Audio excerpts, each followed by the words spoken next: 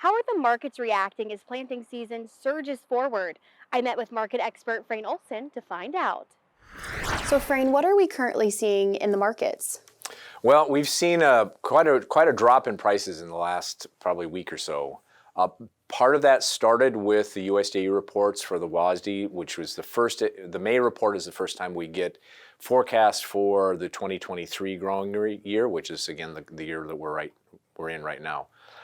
So there was no major surprises, but basically confirmation that everybody's looking for a large crop this year. Then on top of that, we've had very rapid planting progress in the core corn belt. So when we look at what's going on in Nebraska, parts of southern Minnesota, Iowa, Illinois, Indiana, their crop for both corn and soybeans are actually ahead of normal.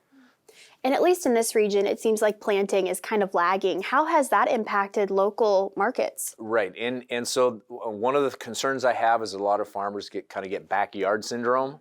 So just because we're behind on our planting progress and the fact that we're having some challenges up here doesn't mean that the markets are going to respond to all of that, because we are kind of the outlier at this stage of the game. So we have seen slower planting progress, very similar kind of to what we started with last year. I know last year was not a real great year. We haven't seen a lot of market response yet. Hopefully now as we move into the rest of May, we'll be able to get some caught up. And what can producers expect as we head into growing season? Well, continued volatility. I know I feel like a broken record when we talk about that.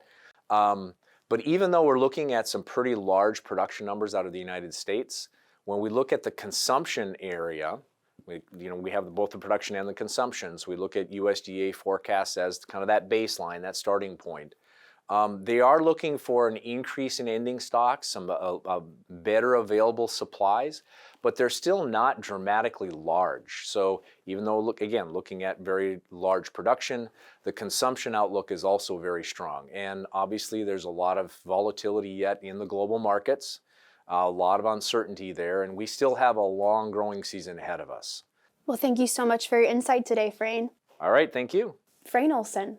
Thanks for watching AgweekTV on YouTube. Make sure to like and subscribe. We put out new videos every Saturday.